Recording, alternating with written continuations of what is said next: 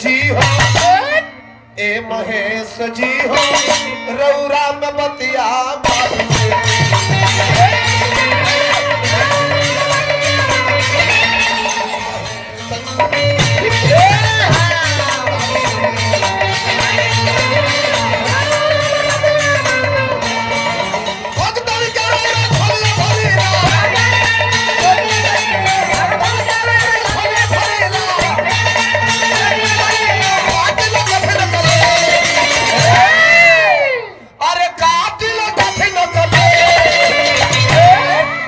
महेश जी हो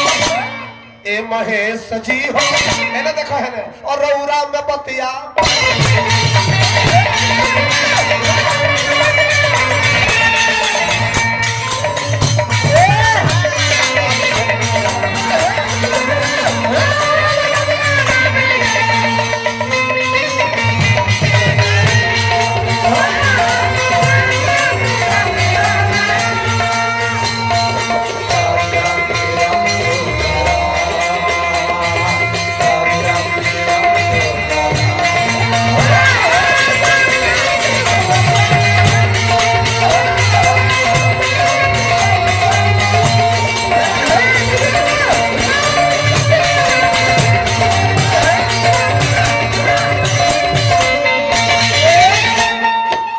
पर ध्यान दिया शब्द पर बोले में आराम पड़ेगा। हे भोलेनाथ तो सारा के बंगला दिहिले सुंदर सुंदर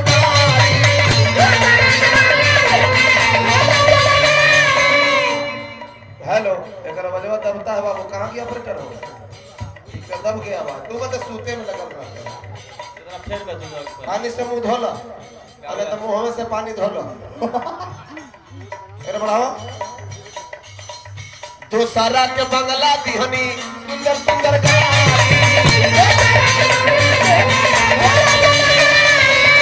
आय अपना खातिर टूटली मड़ैया शोभे बैल के सवार टूटली मड़ैया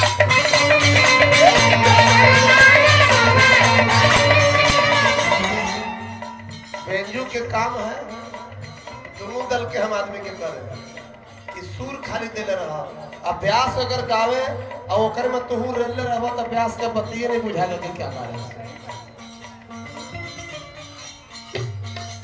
साधु जी की तरफ से बहुत बहुत पुरस्कार मिला हार्दिक स्वागत अभिनंदन बा तो सरा के मंगला दिहनी सुंदर सुंदर कहीं मड़ैया अपने बैल के सवार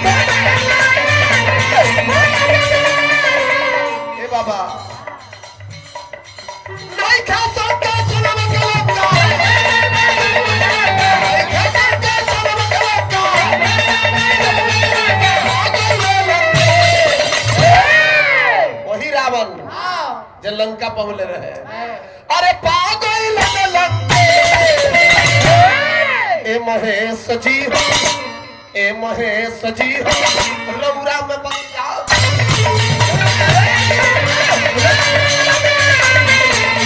महेश जी हो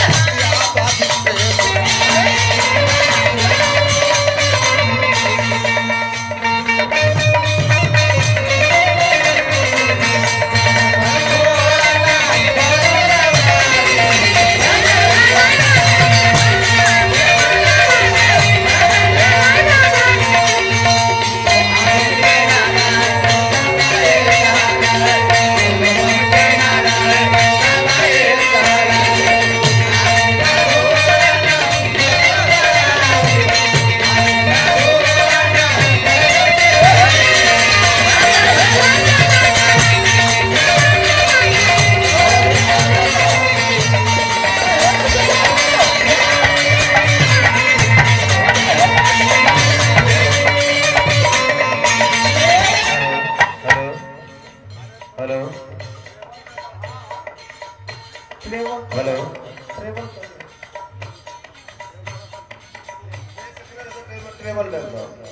हेलो धीरे में ही कर और क्या हो जब समुद्र के मथन भाई तो अमृत सब केहू पियले विक्रम जी, लेकिन जहर पिए के बारी आई तो सब कोई पीछे हट गई। लास्ट में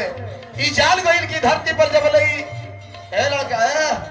जब काम खत्म करा खाना बदना बिगड़ जाए, वहां जाने का समय है। हम भोला बाबा बोल रहे हैं, आप तो डोला बाबा लगे बाबा डोला कहा अमृत सब केहू पियल है, जहर पिए के बारी आई तो सब कोई पीछे हट गई।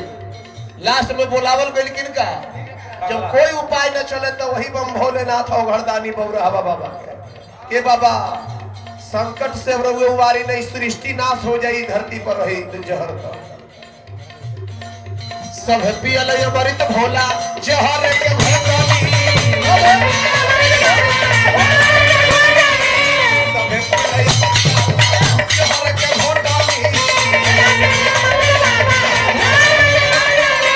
सभे पियल अमृत भोला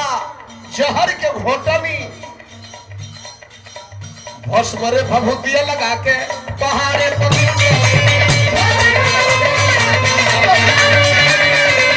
भस्मरे भभूतिया लगा के पहाड़े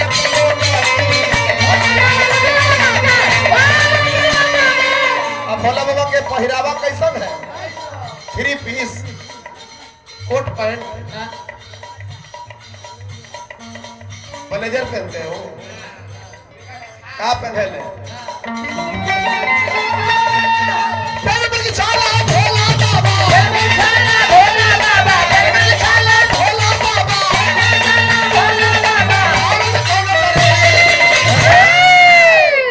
हम उनका भाव डरे ए महेश जी हो। भोला बाबा के चेला एक ही आदमी इतना भीड़ में के है ओ देखो बैठो, ओ देखो बिरही मां कौनो गाना गावो ओकर भोला बाबा वाला डांस है कौन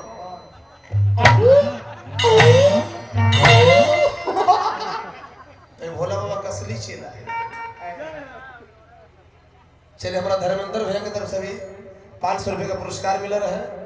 गुप्त रूप में यहाँ की तरफ से भी 500 रुपए का पुरस्कार मिला। हार्दिक स्वागत अभिनंदन बा कहा तब नहीं मिल छाला भोला बाबा अरे भाव न डुंगर करे ए महेश जी हो चाल में ए महेश जी हो रौरा में बतिया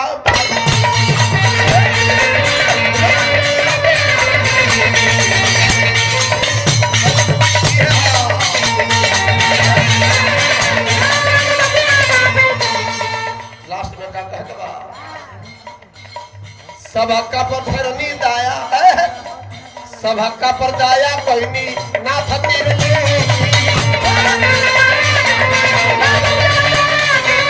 सबके ऊपर दया किया, धर्मेंद्र जी पर दया भइल बा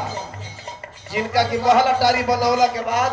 ये पूरा परिवार हितनाथ जुटा के भोलेनाथ के भजन पर मगन बा। सब हक्का पर दाया कोई नी ना फकीर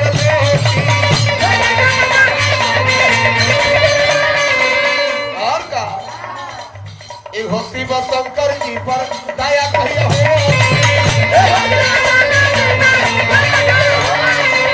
यादव शिव शंकर दया कहिए होशी तू मंत्र छिपा हम चले रहा तेरा मेरे भाई चले परिला भजनिया पूरी चरनिया परिला भजनिया पूरी चरनिया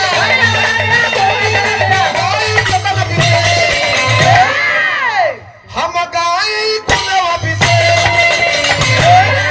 मारा तोर समय आ गई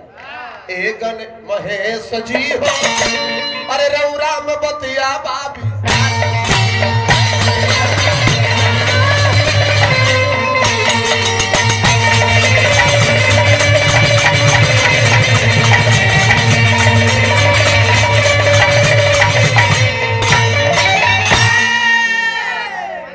देखिए जरा जहां भी